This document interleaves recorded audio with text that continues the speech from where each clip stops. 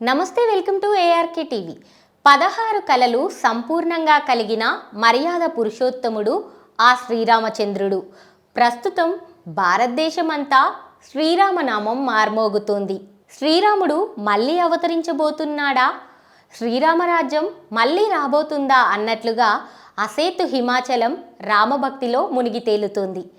2024 జనవరి 22న రామ జన్మభూమి అయోధ్యలో అద్భుత దృశ్యం ఆవిష్కృతం కాబోతుంది. ఆ శుభ సమయం మనకు ఇంకా కొద్ది గంటల దూరంలోనే ఉంది.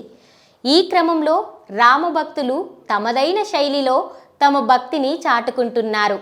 వివిధ రకాల కళలకు చెందిన కళాకారులు తమలోని ప్రతిభని, కళను ఆ అయోధ్య బాలరాముడికి అంకితం చేస్తూ వివిధ కళాఖండాలను రూపొందించి భక్తితో రామునికి సమర్పించుకుంటున్నారు.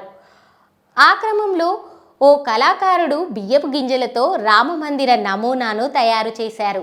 2024 జనవరి 22న అయోధ్య రామమందిరంలో శ్రీరాముడి ప్రాణప్రతిష్ఠ మహోత్సవం జరగనున్న నేపథ్యంలో స్వర్ణ కళాకారులు, సూక్ష్మ కళాకారులు, నేత కార్మికులు తదితరులు తమ తమ కళా నైపుణ్యాలను ప్రదర్శిస్తున్నారు. శ్రీరాముడు, సీతాదేవి, అయోధ్య రామాలయం ఇలా తమకు తోచిన నమూనాలను రూపొందిస్తూ రామయ్యపై భక్తిని చాటుకుంటున్నారు. తాజాగా ప్రముఖ కళాకారుడు, గిన్నిస్ రికార్డ్ హోల్డర్ డాక్టర్ గుర్రం దయాకర్ మునుపెన్నడూ చూడని విధంగా బియ్యం గింజలతో అయోధ్య రామాలయ నమూనాను తయారు చేశారు. ఈ రామాలయ నమూనా రూపకల్పన కోసం డాక్టర్ దయాకర్ ఏకంగా 16,000కు పైగా బియ్యపు గింజలను వినియోగించారు. ఈ కళాఖండాన్ని దయాకర్ ప్రధాని నరేంద్ర మోదీకి అందజేయనున్నారు.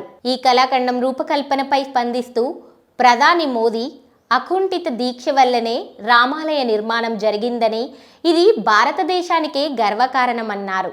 ఒక రామభక్తునిగా ఈ కళాఖండాన్ని రూపొందించడం తమ అదృష్టంగా భావిస్తున్నానని తెలిపారు. అలాగే శ్రీరామచంద్రుని మీద ఉన్న భక్తి శ్రద్ధలను తమ తమ శక్తి మేరకు భక్తులు చూపించుకుంటున్నారు.